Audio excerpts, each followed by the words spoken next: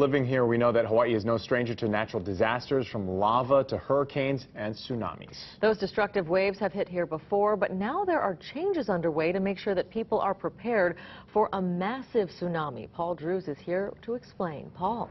Well, it's not a doomsday scenario. It's something that's happened before. Now, plans are in the works for a worst-case scenario, the possibility of a huge tsunami hitting Hawaii head-on. Well, it was absolutely unlike anything I've ever experienced before. This massive tsunami, which devastated Japan, was caused by one of the 5 earthquakes with a magnitude of 9.0 or higher in the past 62 years.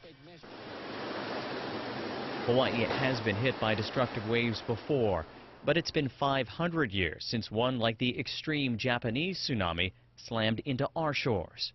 A large magnitude 9.2 or 3 event right in the eastern Aleutian Islands. And if you look on a map, that area basically points directly at us. Tsunami generated by earthquakes in Alaska and Kamchatka have caused damage here, but those weren't directly aimed at our islands. If an extreme tsunami came from the Aleutians, north-facing beaches would see the biggest waves, but other shores would not be spared. The wavelength of these are huge. In other words, this is a fault that's 600 or 700 kilometers long that breaks, which is much bigger than it's of the order of the Hawaiian Islands. So the wave will wrap all the way around the island. The real possibility of such an event has the Department of Emergency Management changing the current evacuation plans. This is the current evacuation zone as it exists in your telephone directories, online directories. The new proposed lines are going to be the yellow zones. The yellow zones is going to be what we call the extreme tsunami evacuation zones.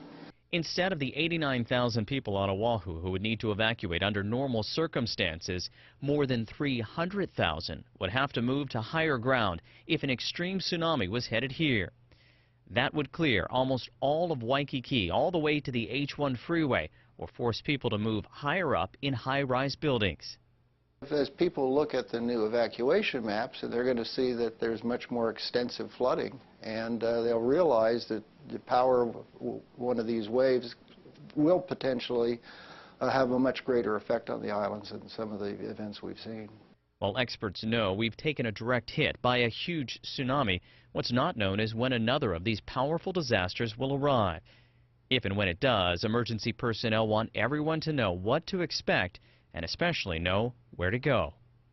The science is not perfect yet, so unfortunately when we do call a tsunami warning and we do have to evacuate the coastline, we cannot guarantee every time that the waves will significantly wash into the shores. But we do want people to err on the side of safety on that case. Now here on Oahu, the public can go to the Department of Emergency Management website to see how the evacuation zones could change. Community workshops will also be held starting next week to answer questions and even tweak those maps. Then in January, final versions should be in place. Yunji, Kenny, back to you. All the way to